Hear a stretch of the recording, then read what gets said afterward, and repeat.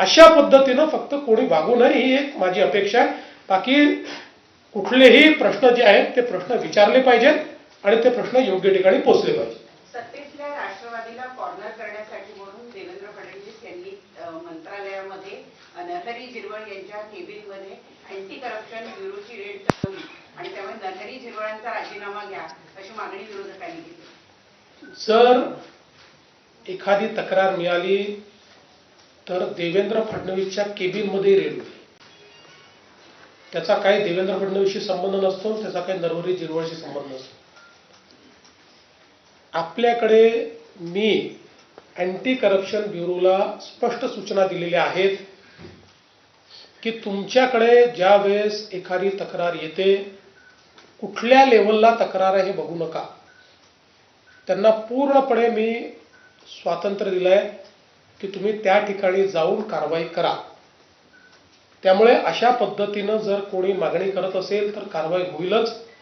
उद्या माझ्याही कार्यालयामध्ये जर कोणी एखाद्या व्यक्तीने अशा पद्धतीनं व्यवहार केला तर त्यालाही पकडण्याची मुभा ही मी दिलेली आहे.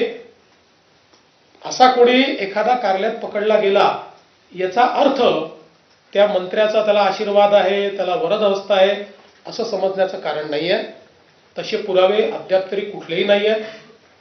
त्यामुळे मला असं वाटतं की या गोष्टींना जोडणं हे काही योग्य नाही. आणि सगळ्यात महत्वाचं म्हणजे आम्ही तीनही पक्ष हे अतिशय समन्वयाने चाललो.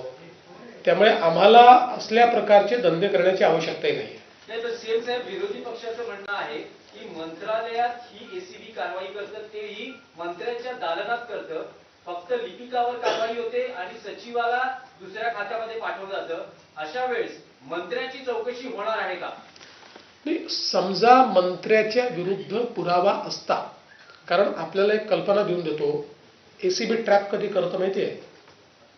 त्याच्याकरता आधी पूर्ण पुरावे तयार होतात, संभाषण तयार होतं, संभाषण टेप होतं, किंवा वेगवेगळ्या पद्धतीनं त्यांच्यासोबत कोणीतरी जाऊन काय बोलणं झालंय त्याची नोंद घेतं.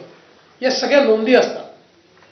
त्या नोंदीमध्ये ज्यांची नावं येतात, ज्यांच्या विरुद्ध पुरावे असतात, ज्यांच्या विरुद्ध थेट पुरावे असतात, त्यांच्यावर कारवाई होते.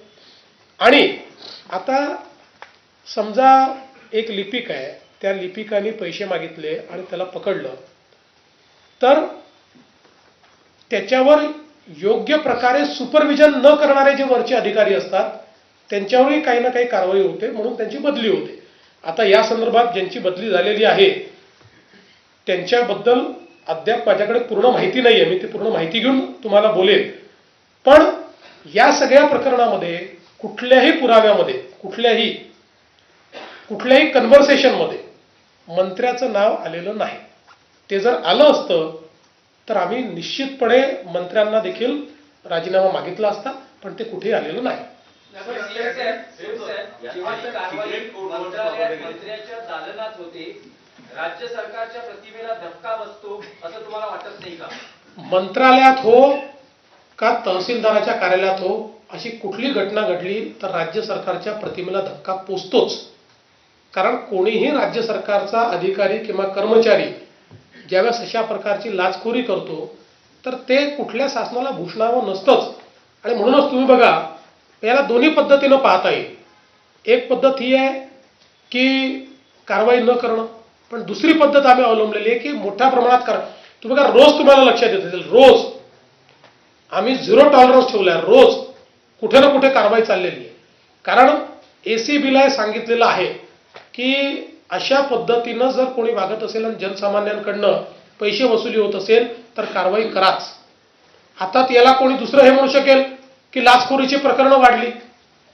प्रकरणं वाढली नाही, कदाचित हे आधी करत असतील पण तुम्हाला माहिती नव्हतं किंवा तुम्ही कारवाई नसेल केली. समजल्याबरोबर कारवाई करणं हाच याच्यावरचा उपाय आहे. शाळांना मान्यता दिली, तुम्ही त्याला स्थगित दिली होती. मात्र आता त्या विभागाने स्पष्टीकरण दिलेलं आहे की आजीदादांच्या काळातच याला सगळी मान्यता मिळाली होती आणि कुठेतरी महापोर्टल जे आहे त्या बिघाडामुळे उशिरा अपलोड झालेला आहे.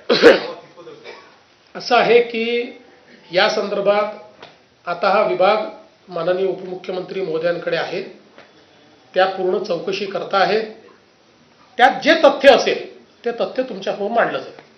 मला सुरेंद्र वाहिनीला प्रश्न विचारायचा आहे की आता सीएम साहेबांनी तर खुलासा केलाच आहे या सगळ्या अभ्यास प्रकरणाच्या संदर्भात, पण रोहित पवार जे प्रश्न रोज अनेक वेगवेगळे उपस्थित करतायत, परत मुंबईत नाही करत ते दिल्लीतही जाऊन करतायत, तुम्हाला याच्या संदर्भात काय बोलायचं आहे का? कारण की तुमच्याकडनं कुठलीच प्रतिक्रिया येत नाही. आणि या सगळ्या गोष्टींमध्ये एक मुद्दा उपस्थित राहतो की तुम्ही जी भूमिका मांडली म्हणजे जय पवारांचा आम्ही इंस्टावर भूमिका मांडली बघितली, पण या रोहित पवार जे रोज मुद्दे मांडतात ते तरी मान्य आहे का? मग काय नेमकं काय? आत्ताच आपल्याला